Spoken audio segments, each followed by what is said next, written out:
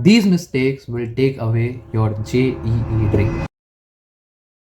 Hello and welcome back to JEE nerds. तो जैसा कि तुमने थंबनेल से देख ही लिया होगा, आज की वीडियो में मैं कुछ ऐसी गलतियों की बात करने वाला हूं जो अगर तुम 2025 एस्पायरेंट हो या तुम 2026 एस्पायरेंट हो, दोनों के लिए ही जानना बहुत ज़्यादा इंपॉर्टेंट है। और ये गलतियां कुछ मैंने अपने समय पे भी करी थी और इसलिए मुझे मालूम है, बट मेरे साथ ये हुआ कि जब तक मुझे रियलाइज़ हुई तब तक बहुत देर हो चुकी थी और तब तक बहुत ज़्यादा मौका बचता नहीं है कि तुम इनको रेक्टिफाई कर सको या कुछ कर सको। तो फिर तुम्हें अगले अटेम्प्ट का ही वेट करना पड़ता है, जनवरी के बाद अप्रैल का। बट मैं चाहता हूँ कि तुम्हें समय रहते ही गलतियाँ पता चल जाए, ताकि तुम इन्हें आइडेंटिफाई कर सको और अगर इनको कर रहे हो तुम इन द फर्स्ट प्लेस, और इनको रेक्टिफाई कर सको जितना जल्दी हो सके। ठीक है, तो इसी के साथ अपन वीडियो को स्टार्ट करते हैं। सबसे पहली गलती जो बच्चे करते हैं वो है मॉक से डरना, fearing मॉक्स and getting embarrassed from there marks. देखो, मॉक का पर्पस दुनिया भूल गई है, ऐसा मुझे समझ आ रहा है। बहुत सारे एस्पायरेंट्स मॉक सिर्फ इसलिए दे रहे हैं ताकि उनके नंबर आ जाए, उन्हें कॉन्फिडेंस मिल जाए, वो कूल बन जाए। देखो ठीक है, अच्छी बात है, मॉक्स में नंबर लाने चाहिए, उनके लिए मेहनत करनी चाहिए, वेरी नाइस। लेकिन मॉक्स का पर्पस होता है तुम्हें स्पीड में पेपर देना सिखाना, तुम्हें स्पीड के साथ एक्यूरेसी बताना सिखाना कि पेपर तेज भी करना है और जल्दी भी करना है, वो कैसे किया जाता है। तुम्हें टाइम मैनेजमेंट सिखाना, तुम्हें एग्जाम एनवायरनमेंट की चीज़ें समझाना कि अरे एग्जाम एनवायरनमेंट असल में दिखता कैसा है, प्रेशर में 3 घंटे लगातार बैठ के पेपर सॉल्व किया कैसे जाता है, जो वो पेपर सिर्फ 3 घंटे तुम टाइम देखते हो उस टाइम में होता क्या क्या है एक्चुअली, तुम्हारी 3 घंटे की लगातार सिटिंग बनेगी कैसे, वो सब पर्पसेस होते हैं मॉक के। बच्चे डर के मारे मॉक ही नहीं देते कि यार हमारे कम नंबर आएंगे, छोड़ो मॉक क्यों देना है, मतलब हमारा सिलेबस तो पूरा है नहीं, छोड़ दो, मॉक्स नहीं देते, आगे कभी देखेंगे। देखो जो सब मैंने चीज़ें बताई ना, मॉक्स तुम्हें उसमें हेल्प करते हैं, स्पीड, एक्यूरेसी, टाइम मैनेजमेंट, तुम्हारा एग्जाम एनवायरनमेंट, इन सब चीज़ों के लिए मॉक्स इंपॉर्टेंट होते हैं। अगर तुम छोड़ दोगे ये सोच के कि अरे नंबर नहीं आ रहे, तो ये जो सारी इंपॉर्टेंट चीज़ें हैं इन पर मिस आउट कर जाओगे, और वो बहुत मूर्खता वाली चीज़ है। अपने आप को मॉक एग्जाम के मार्क्स से जितना जल्दी डिटैच कर लोगे उतना ज़्यादा फायदे में रहोगे। मैं बार बार ये बात कहता हूँ, फिर से दोहरा रहा हूँ, तुम्हें मॉक्स के बेसिस पे कॉलेज नहीं मिलना है, तुम्हें फाइनल डे जो जेईई में तुम्हारा स्कोर आएगा, मेंस और एडवांस में, उसके बेसिस पे कॉलेज मिलेगा। मॉक्स को लेके परेशान होना और मॉक्स के नंबरों से परेशान होकर मॉक्स ना देना एक बहुत बड़ी गलती है। अगर इसको तुम कर रहे हो तो इसको अभी के अभी बंद कर दो। 2025 वाले एस्पायरेंट हो तो अपना एक टारगेट बनाओ कि मुझे पेपर से पहले 8 से 10 मॉक्स लगाने ही लगाने हैं, अप्रैल अटेम्प्ट से पहले 20 से 25 मॉक्स लगाने ही लगाने हैं। 2026 वाले हो तो एक फ्रीक्वेंसी डिफाइन करके चलो कि अच्छा मुझे महीने में कम से कम 2 से 3 मॉक्स देने हैं, नहीं तो पार्ट टेस्ट देने हैं तो 7 से 8 में पार्ट टेस्ट दे के रहूंगा। एक डिफाइन करो, मॉक्स से डरो मत और मॉक्स को प्लीज प्लीज लगाओ। मॉक्स को जितना अटेम्प्ट करोगे उतना तुम फायदे में रहोगे। ठीक है, तो अब मॉक्स क्यों लगाने चाहिए इसकी इंपॉर्टेंस तो समझ गए हो, लेकिन मॉक्स कहाँ से लगाने चाहिए ये सवाल आता है, जिसके लिए एक बहुत ही प्यारा रिसोर्स मैं तुम सभी लोगों के लिए लेकर आ गया हूँ।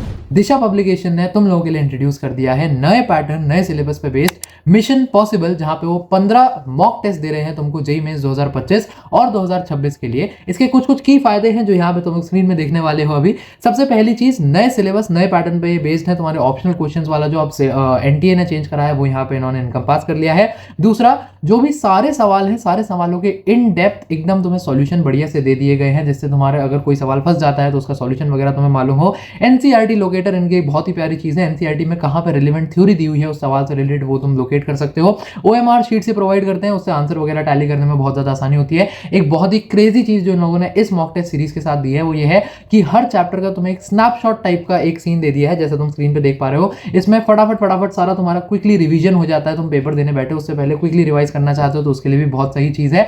दूसरी क्रेजी चीज जो है बहुत ज्यादा, इसके साथ तुम्हें एक मिल जाता है अपना ऑल इंडिया रैंक प्रिडिक्टर। हाँ, तुम अपनी रैंक प्रिडिक्ट कर सकते हो एक पेपर के बेसिस पे कि तुम कितनी परफॉर्मेंस तुम्हारी डिफिकल्टी के हिसाब से कहाँ बैठ रही है। पास्ट के 7-8-10 साल जितना भी इन लोगों ने पूरा सारा एनालाइज करा है, उसके बाद से जो भी बच्चों का डिफिकल्टी लेवल पे जो रैंक रहती है वो तुम्हें पता चल जाएगी। तो तुम्हें एक आइडिया मिल जाएगा कि अच्छा मुझे इतना स्टैंडर्ड डेविएशन है, इतने के बीच में मैं लाई कर रहा हूँ, कितनी मेहनत मुझे और करने की जरूरत है, कितना जोर मुझे और लगाने की जरूरत है। तो ये सारी चीजें जो है आजकल में मिलना थोड़ा सा मुश्किल हो जाता है। मेरे हिसाब से ये ऑल इन वन पैकेज तुम्हें यहाँ मिल रहा है, इसको तुम्हें जरूर कंसिडर करनी चाहिए। लिंक डिस्क्रिप्शन में है, मेरी एडवाइस पे it is a must try for you guys. अगली गलती, दूसरी गलती जो बच्चे क्या करते हैं वो है 2026 वाले से ज्यादा वास्ता रखेंगे, वो है not having short term planners. होता क्या है, जब हम बड़ी पिक्चर में चीज को देखते हैं ना तो सब चीजें बहुत सिंप्लीफाइड और आसान लगती है कि अरे अभी तो 1.5 साल का समय है, आराम से जेई दूंगा, आराम से 2026 का पेपर दूंगा, 2025 में जनवरी में अभी तो 1 महीना है, आराम से कर लेंगे, हो जाएगा, इतना ज्यादा नहीं बचा है करके ये सब करते करते रिलैक्स आदमी महसूस करता है। बुरी बात नहीं है, सही है, लेकिन होता क्या है, ये समय ऐसे बीत जाता है और वो बिगर पिक्चर जो तुम देख रहे थे वो बचती ही नहीं है कुछ समय बाद। 1 साल का समय, 1 महीने का समय चुटकियों में बीत जाता है और तुम्हें पता ही नहीं चलता कि मैं कुछ कर ही नहीं पाया, हुआ क्या ये। इसलिए डेली प्लानर्स, वीकली प्लानर्स, हो सके तो मंथली प्लानर्स तुम्हारे होने चाहिए। उससे क्या है, तुम्हें दिन तुम्हारा बंधा रहेगा, सिलेबस तुम्हारा बंधा रहेगा, प्रोग्रेस तुम्हारा अपने हाथ में रहेगा। आज मुझे ये चीज़ें करनी है, सारे डेली प्लानर्स का तुम्हारा एक गुत्था मिला के एक वीकली चेकलिस्ट बन जाएगी कि इस वीक के एंड तक मुझे ये चैप्टर निपटाना था। वीकली प्लानर्स का गुत्था मिला के एक रफ, मैं ये नहीं कह रहा एकदम डिटेल में जाऊँ ना, रफ मंथली प्लानर की इस सब्जेक्ट में 3 चैप्टर, इस सब्जेक्ट में 2 चैप्टर, इस सब्जेक्ट में 1 चैप्टर, ये करने थे, हो गए, बहुत बढ़िया। नहीं हुए तो क्यों नहीं हुए, अगली बार इनको कवर अप करना है। इतना अगर शॉर्ट टर्म प्लानर्स बना के चलोगे तो तुम्हारी पढ़ाई पे तुम्हारी बेटर कमांड रहेगी, बेटर फोकस रहेगा, एक एफिशिएंसी जो है वो ढंग से निकल के आएगी। ठीक है, तो प्लीज़ अगर तुम एक ऐसे लॉन्ग टर्म प्लानर में चल रहे हो, अरे कर लेंगे देखेंगे बहुत टाइम है, इसको बंद कर दो। रोज अपने आप को बंद करो एक प्लानर के अंदर। ठीक है, तीसरी गलती जो बहुत सारे एस्पायरेंट्स इस समय कर रहे हो, मुझे लग रहा है ये 2025 वाले इससे ज़्यादा वास्ता रखेंगे, ट्राइंग टू सॉल्व एवरीथिंग। होता क्या है, अगर तुम ये भी रिसोर्स कर लूँ, वो भी कर लूँ, वो भी कर लूँ, वो भी कर लूँ, अरे वो फला ये लगा रहा है, ये भी लगा लेता हूँ, अरे वो ये लगा रहा है, वो लगा लेता हूँ, 8 आदमी से 8 रिसोर्स करके अपने लिए एक पाइल तुम बस अपने कमरे में बना लेते हो। और जब फिर उस पाइल पे नजर जाती है कि अरे यार इतनी सारी चीज़ें करनी है, तो मन नहीं करता कुछ भी करने का। इसलिए अपने साथ हर सब्जेक्ट के, हर चैप्टर के और हर लेवल पे, मतलब लेवल मतलब बेसिक, फिर जेई मेंस, फिर जेई एडवांस, फिर ओलंपियाड, हर लेवल के लिए रिसोर्सेज पहले से डिफाइन कर लो कि अच्छा मेरा ये हो जाएगा तो इस पे जाऊंगा, ये हो जाएगा तो इस पे, फिर उस पे 8-10 रिसोर्सेज लेके रखना कि ये फिर वहाँ यहाँ कुछ नहीं है। Creates a lot of confusion, creates a lot of हो हल्ला, डिस्पैरिटी, और उसका कोई मतलब नहीं निकलता। अंत में तुम देखोगे कि जो कोर चीज़ें करनी थी वो भी नहीं हो रही हैं। तो इसलिए अपने रिसोर्सेज डिफाइन करके चलो। मुझे अगर तुम 25 वाले हो तो इस समय तुम्हारा मेन रिसोर्स रहेगा PYQs, 26 वाले हो तो देखो क्या इस समय मुझे मॉड्यूल्स करना है, पहले DPP, फिर मॉड्यूल, फिर PYQ मेंस के, फिर एडवांस के। जितना बढ़िया डिफाइंड रहेंगे रिसोर्सेज उतना ज़्यादा तुम फायदे में रहोगे। ठीक है, अगली गलती जो बहुत सारे एस्पायरेंट्स इस समय कर रहे हैं, ये 2026 वालों की से ज़्यादा, वो है not upgrading your material because you are too comfortable with what you are currently solving. होता क्या है, सपोज करो अगर कोई बच्चा जो है वो जेई मेंस की एक बुकलेट लगा रहा है और उससे सब धट धट धट धट धट सवाल सॉल्व होते जा रहे हैं, बहुत बढ़िया, उसने 80% सवाल सॉल्व कर लिए, वेरी नाइस।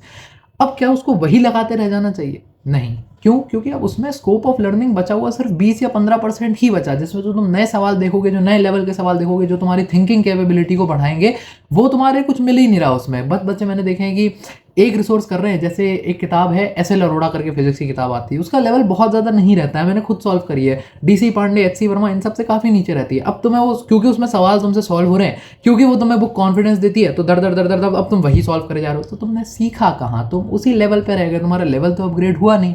इसीलिए अगर तुम्हें लगता है कि हाँ ये बुक मुझसे सॉल्व हो रही है, तो अपना लेवल बढ़ाओ, अपने कंफर्ट जोन से बाहर निकलो, अपने आप को कुएं का मेंढक मत बनने दो। जितना हो सकता है अपने आप को अपग्रेड करते चलो। अगर ये है तो उसके बाद DC पांडे जाऊँगा, फिर HC वर्मा जाऊँगा, HC वर्मा भी हो रही है अगर, तो अब मैं हर हफ्ते 2 हफ्ते IE ईरोडोव सॉल्व करने की कोशिश करूँगा। मतलब एग्जाम्पल दे रहा हूँ, अपने आप को बढ़ाते चलो, क्योंकि जितना ज़्यादा तुम अपने आप को बढ़ाते चलोगे लेवल में, उतना ज़्यादा ही तुम्हारी लर्निंग्स बढ़ेंगी। और पेपर में अपने मेंटल कैपेबिलिटी को बढ़ाना है कि ये जाके सवाल सॉल्व कर सके। ठीक है, तो आखिरी गलती की तरफ चलते हैं, getting affected from every small thing that is happening with you. होता क्या है, एट दिस पॉइंट हमें ना जो भी छोटी छोटी चीज़ आती है, जिस उम्र में तुम हो, तो कोई भी छोटी चीज़ होगी, हमें लगता है कि अरे ज़िंदगी खत्म हो गई। हर चीज़ को, हर प्रॉब्लम को एक लार्जर देन लाइफ प्रॉब्लम बनाने की गंदी आदत हो जाती है इस समय, जो कि अननेसेसरी है। ऐसा क्यों?